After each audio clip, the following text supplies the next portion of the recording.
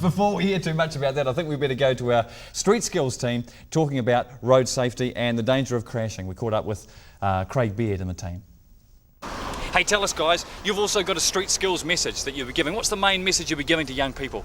The main message we're here to portray is that the track's the only place to race, and there's a time and a place for everything, and speed kills. It's no different to a gun or anything else. It's a car's a lethal weapon, and you just got to use it in the right manner and in the right place. I suppose the reason you're in racing is the excitement, the speed. Isn't that the same thing that a guy is feeling when he gets behind the wheel down the main street of town? Sure, like jumping the red and stuff like that. Hey, it may give you a buzz, but when it all goes wrong and you end up buried in a power pole and maybe killed a couple of people, then the adrenaline, there's no fun in that.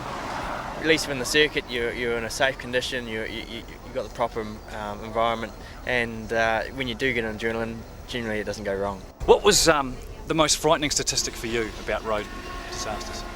Well, it's I think it's 30% for road deaths under 25, or 25 and under. So that's a young age group who are doing a lot of damage to them and other people on the road. And really that's it's not good. It's not good, and it has to be fixed. Have you had any experiences yourselves of trouble on the road, crashes? I think you do have those, don't you?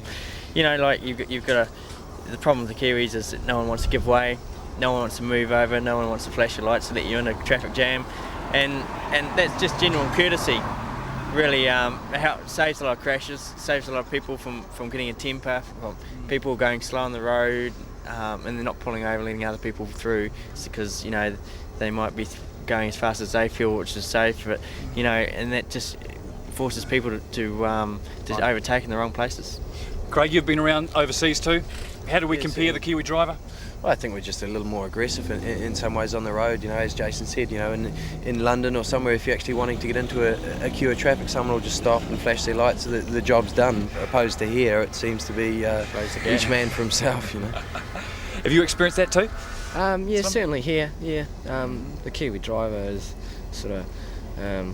doesn't sort of want to give way, doesn't want to do any of the nice courteous things, but whereas in other countries, Australia for an example, they're very courteous. You indicate and they let you in. The Australians are courteous. Yeah, they are on the road, but not right? anywhere else. Yeah. I've come across different road accidents where people haven't been wearing a seatbelt, and I think once people actually see what happens in like on the TV ads and everything else, I think once you actually see it, reality sinks in.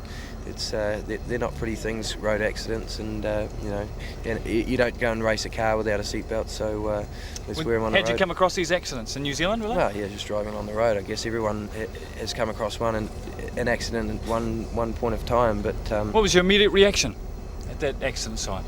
Well, obviously, the initial thing is to get involved and actually get the people out of the car and make sure everyone's okay. But I'm not saying I'm a superhero by doing it. It's just the same thing as you'd do, Did that live with you for a while, that experience? Yeah, it certainly does. My wife and I are travelling somewhere, and then you come across a major accident. It's certainly not a pretty thing. Another very important thing is to adjust your speed to suit the conditions. Like I suppose down here in Invercargill especially, you have a bit of a rainfall, and like the road tyre's designed to work well in the dry and the wet, but it's not either, and you can't go maximum 10 on in wet conditions. Any bad experience of crashes? Yeah, I've been in a head-on collision. I've been a passenger when it happened, and it's not a nice thing to go through, really. So I think New Zealand as a whole, it's getting better. The driving standards certainly being lifted, and you can see by the road toll. And it's people like Street Skills that are, promoting that image and certainly doing a good job about it. Well, some interesting observations there from the top drivers in the BMW team and the Formula Fords. And Aaron, you were just saying that you're actually the driver for the team when you're on tour. Yeah, I tend to have to drive the boys around with them yahooing in the back and I'm in the front, sort of having to do the hard work. Any incidents on the road? Yeah, we actually saw an accident just the other day coming out of town there, and you see the odd accident on the road. A couple of times we've actually attended and done first aid and stuff. You've got the certificate and you like it? Yeah, I got a first aid certificate about 2 years ago, and so I've actually had to use it about 3 times since then. Good work.